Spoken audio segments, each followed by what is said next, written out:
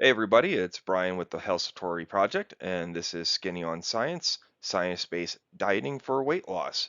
To introduce the topic, many people believe that gradual weight loss and mainstream diet approaches are effective at weight loss.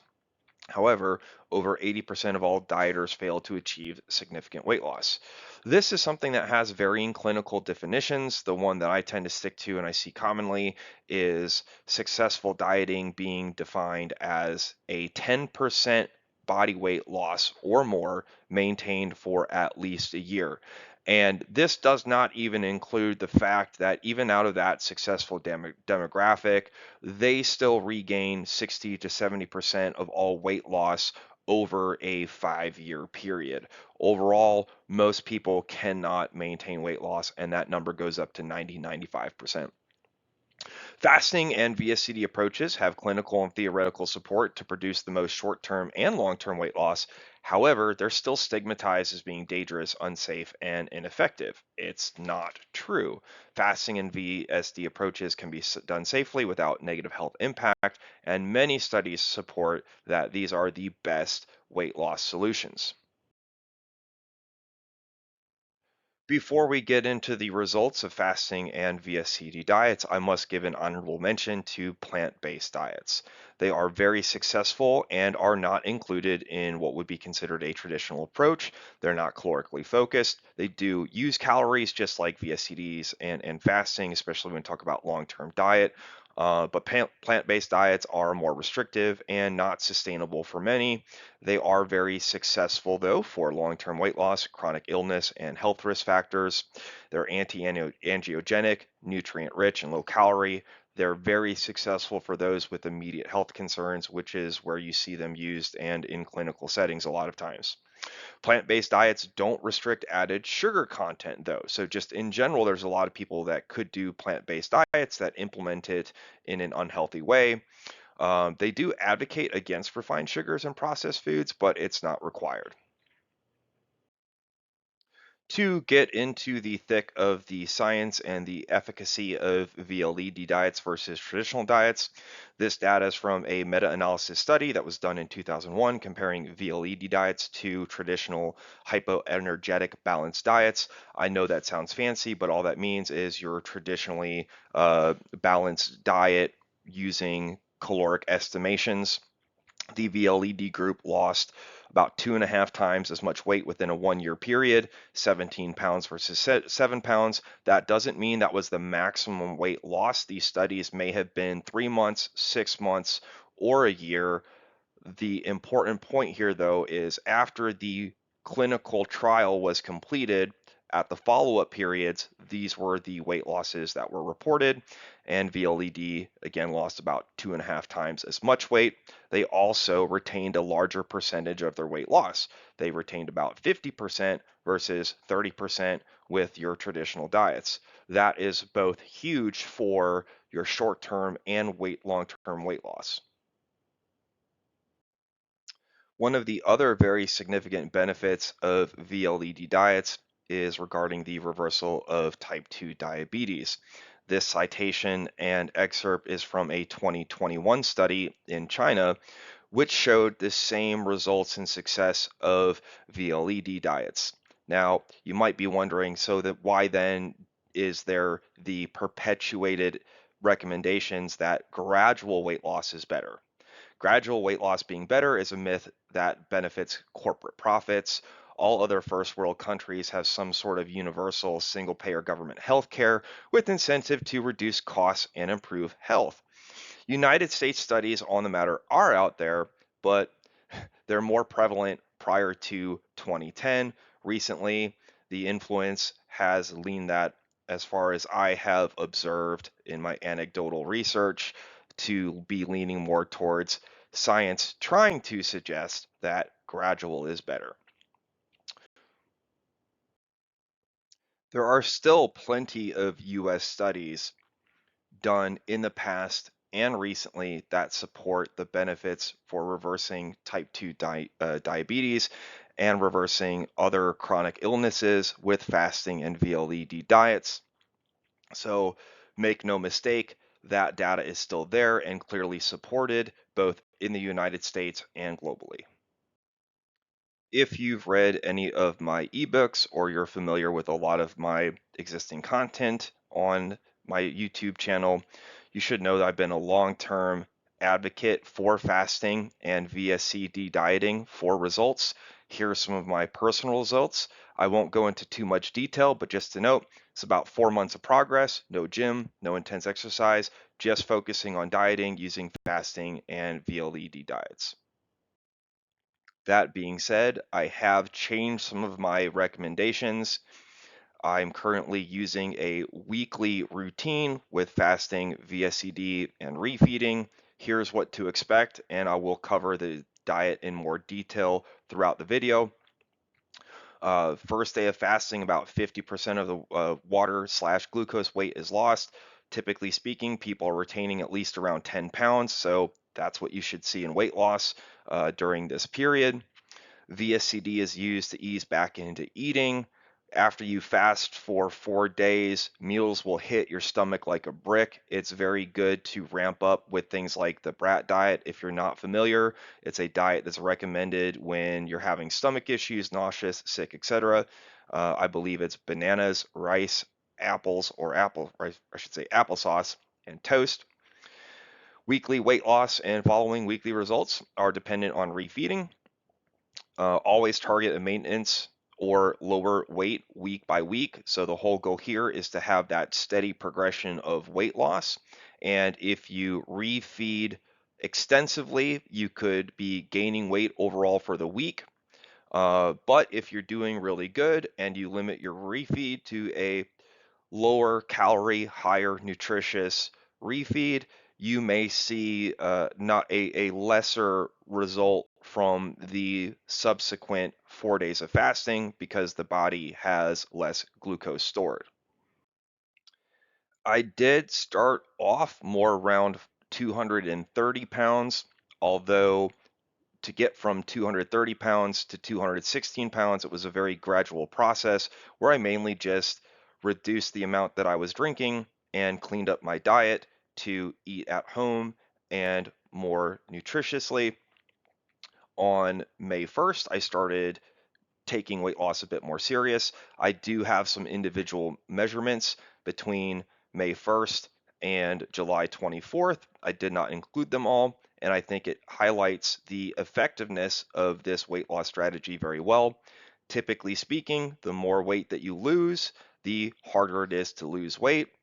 If we look at this particular uh, projection, you can see that weight loss is still not plateauing or declining. Continuing the trend over here, you can see that it is very much on par. And so that's one of the great things about this weight loss strategy is you will not plateau and you will have continual weight loss. There is a critical disambiguation to make because when I'm talking about fasting, for 4 days out of the week, that is really not what is represented by intermittent fasting. And generally, these two things are very different. Intermittent fasting is normally a pattern of eating periods within a 24-hour period. I believe the warrior diet is an 8-hour feeding window in a 24-hour day. It's really nothing more than skipping meals. And ironically, skipping meals received a lot of negative attention, particularly in the 1990s, but that is because it's correlated with poor meal planning and reduced nutritional intake. Intermittent fasters are taking more effort, are more health conscious, so you see beneficial correlations with intermittent fasting and weight loss. True fasting, though, creates a different physiological state. It creates a state of glucose depletion with many physiological differences. That includes immune response and much more. It requires 2 to 4 days of complete caloric deprivation, and glucose availability keeps the body in the same metabolic state. So if you're not glucose deprived, nothing is really changing, and you're really in a period that is no different from weight loss, just skipping some meals. Fasting is also referred to as water fasting for a bit more clarification. although technically it's nothing but water intake, but generally used to imply zero calorie fasting, including beverages such as tea and black coffee, again, without calories. VLED, aka VLCD, VSCD, is just severe caloric deprivation. There are various recommendations of maximum caloric intake. Typical recommendations are going to be between a maximum of 500 to 800 calories per day, and it's generally lacking specific guidance on meals and food choices. HBD is the traditional approaches using calculated BMR and activity level energy expenditure to create a target caloric deficit.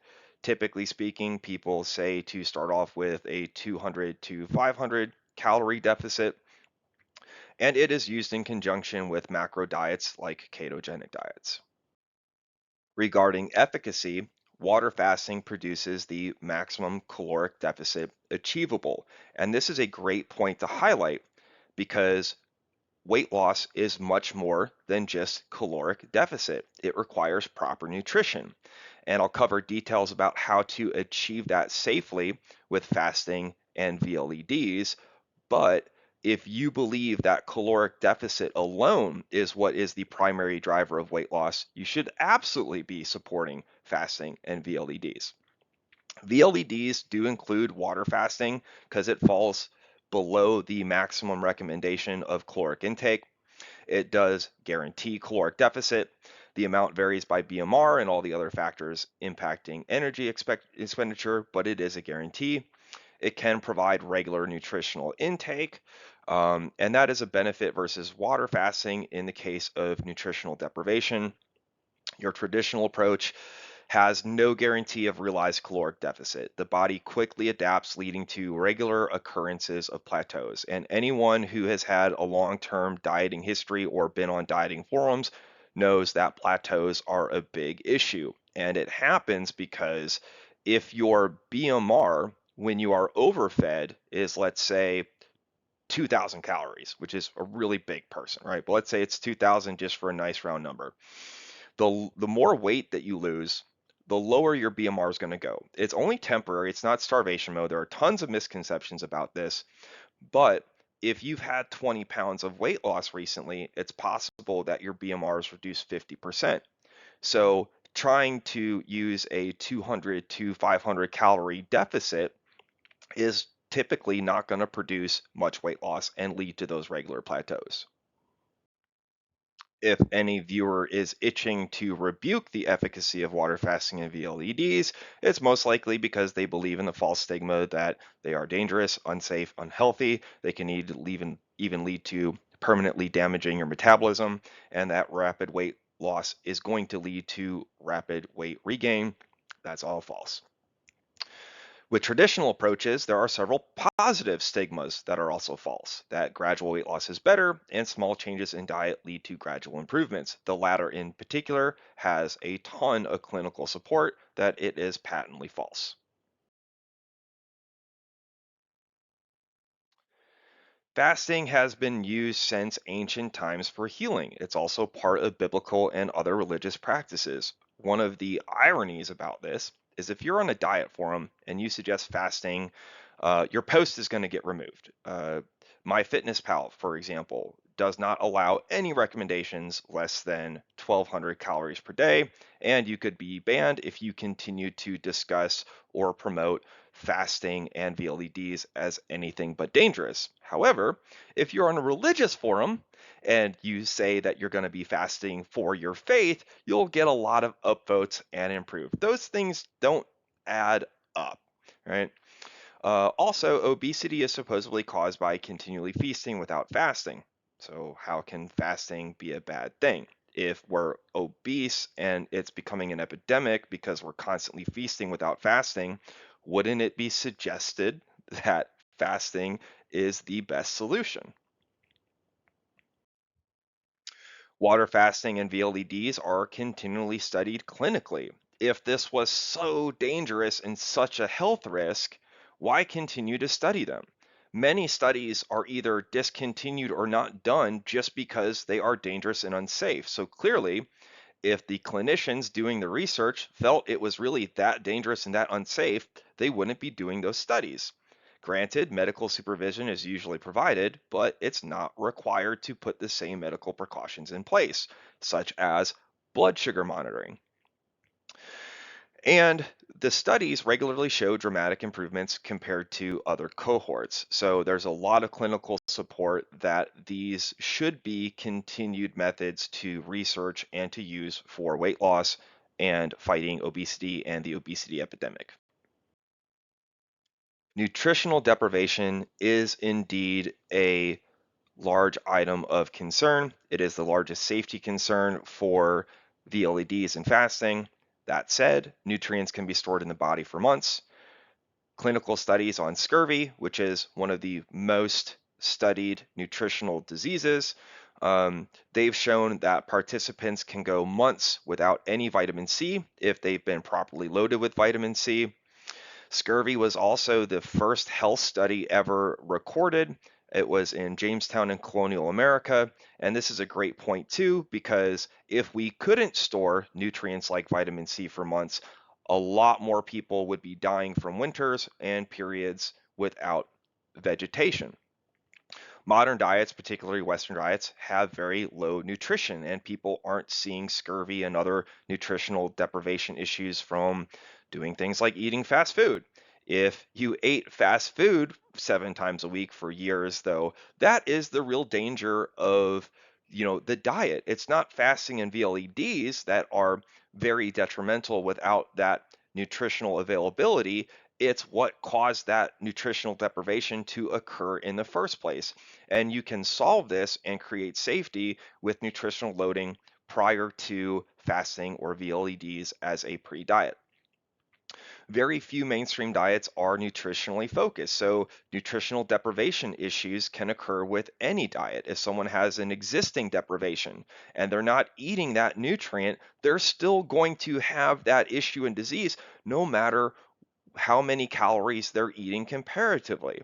So we have to acknowledge that there's no inherent safety risk with fasting and VLEDs as long as you're as long as you have proper nutritional storage.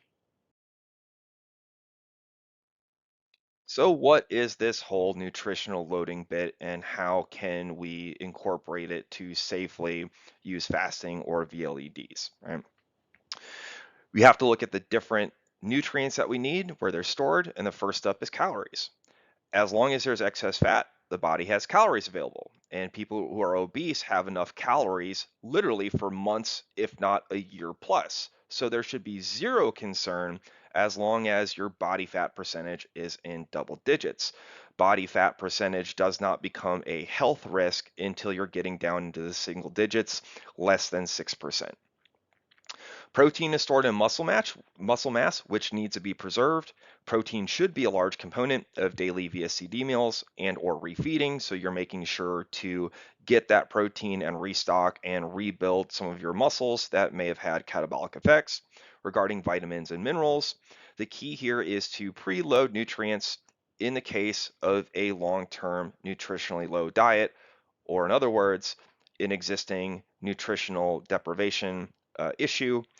I recommend fruit for overall nutrition, dairy for fat soluble vitamins, and foods rich in omega 3s such as fish, flaxseed, and chia seeds. So you can do a heavy nutritional loading period before you do fasting or VLEDs to make sure that you are adequately nutrient loaded. To further dig into what science supports is the best diet for weight loss, the number one item on the list is to focus on diet and nutrition over exercise. Eating healthy is required, while exercise, particularly intense exercise, is not.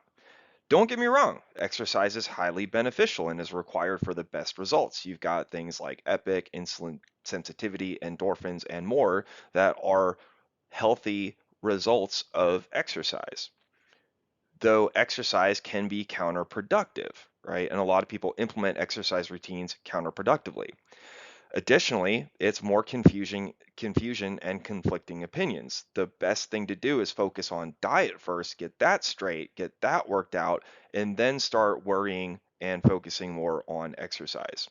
Why make it harder to get started, right? Don't tackle two confusing, conflicting topics. Start with diet, it's the most critical, and then move to exercise. Resting energy expenditure is usually at least 75% of your total daily energy expenditure. Very few calories are burnt comparatively with activity and direct exercise. The question is, would you rather eat one less meal or work out another 1 to 3 hours? And really, if you do want to focus on exercise and you know what you're going to do and it's a comfortable topic for you, I mean, go ahead. If that's what you want to do, it's fine, but make sure to focus on diet as a priority. Proper diet nutrition is also required for gains from exercise. If you look into strength training, bodybuilding, or any sport uh, training for it, and seeing progress in strength and muscle mass are highly dependent on diet and nutrition. So it should be, by all means, the biggest focus in any diet or health improvement plan. So now let's look at scientifically supported implementation details. I recommend starting with a fast for 3 to 4 days. This is going to put the body into a glucose deprivation state that is primed for weight loss. In the very beginning, BMR is still going to be elevated, so focus the majority of your exercise during this time. You're going to get the most bang for the buck. Use VSCD for the remaining 2 to 3 days to get a 6 day period. BMR is minimal during this period, so focus on resistance training for muscle preservation if you are including resistance training in your exercise routine.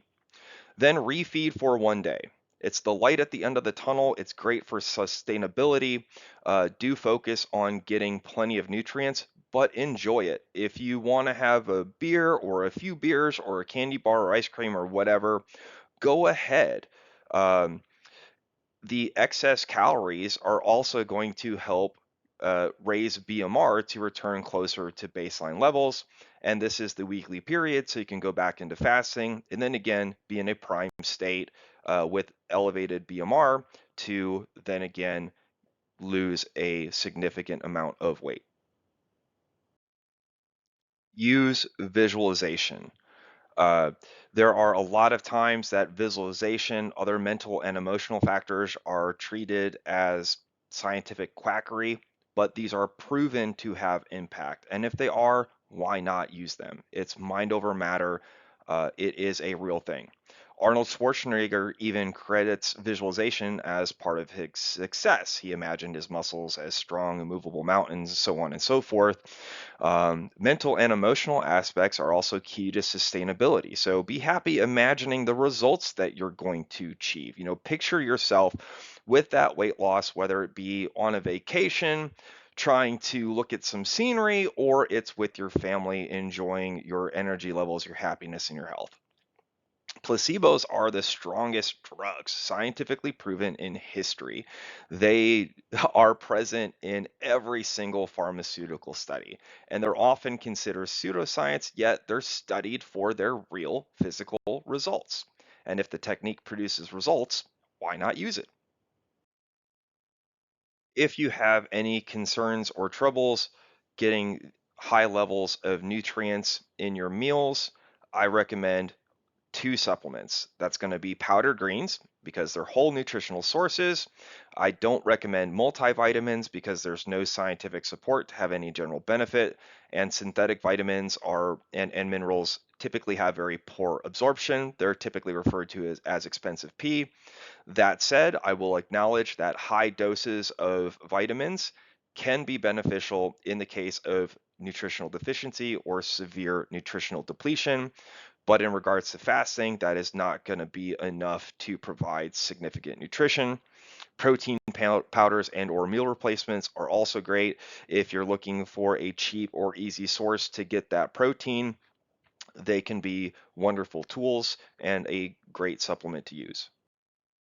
There are also several notable holistic factors because on top of mental and emotional states, being a driver of sustainability, there is also a lot of evidence, particularly such as with placebos, mind over matter does matter.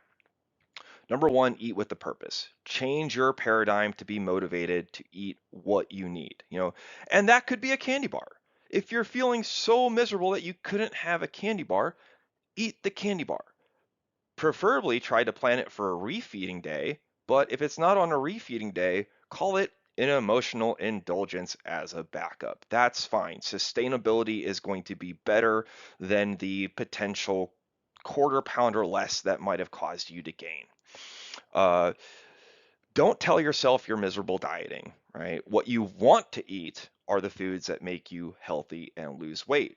Don't be thinking, I want to eat that cake or that donut or whatever, because even though that is something that you enjoy eating in the past, that's not really what you want to eat. So don't tell that to yourself. That's going to continue to make a diet feel like it's miserable and painful. Uh, Refeeding days instead of having a cheat day or slip, all part of that mental and emotional perspective. Turn it into a positive. It's not a cheat day. You're not being bad. You're not slipping up. Refeed, right? Refeed. Have that emotional indulgence or that refeeding to get those nutrients and calories back in your system. And this leads us to the impact that those perspectives will have on behavioral changes, right? Because it's behavioral changes that promote control over diet. If you can call eating a candy bar an emotional indulgence or plan it in your refeeding day, that's still eating with the purpose, that's still on plan.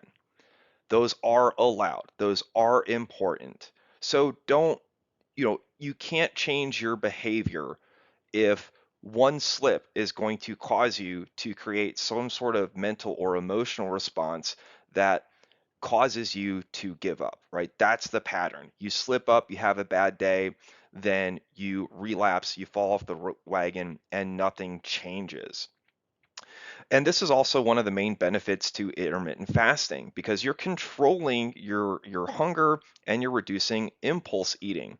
If you want that candy bar and it's not time for you to eat yet, you're going to be a lot better holding off and not eating it because you're reinforcing the behaviors and patterns to eat in that designated eating period where you have hopefully done more meal planning and you are intending on eating less processed and sugary foods. Some other great benefits to mention: fasting is the easiest meal planning can get. There is none. You don't eat, right? You might have to work on getting a variety of teas and coffees, but that's very easy compared to trying to plan a meal, calculate calories, and everything else involved in traditional dieting. Fasting costs nothing and actually saves money. You're not eating, you're not spending that money. You don't have to buy some super expensive health bar or protein or meal replacements. You're just not eating. So it's going to save you money. And perhaps that's going to allow you to buy some of those healthier foods for your VSCD and refeeding days. Acclimation to fasting makes travel and business meal planning easy.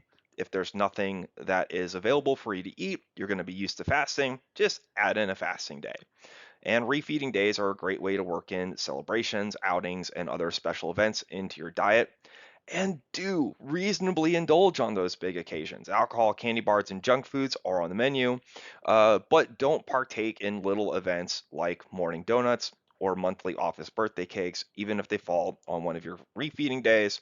That's a behavior that you want to change, and it's not going to help. If that is something that you really, really want, go ahead, but try not to.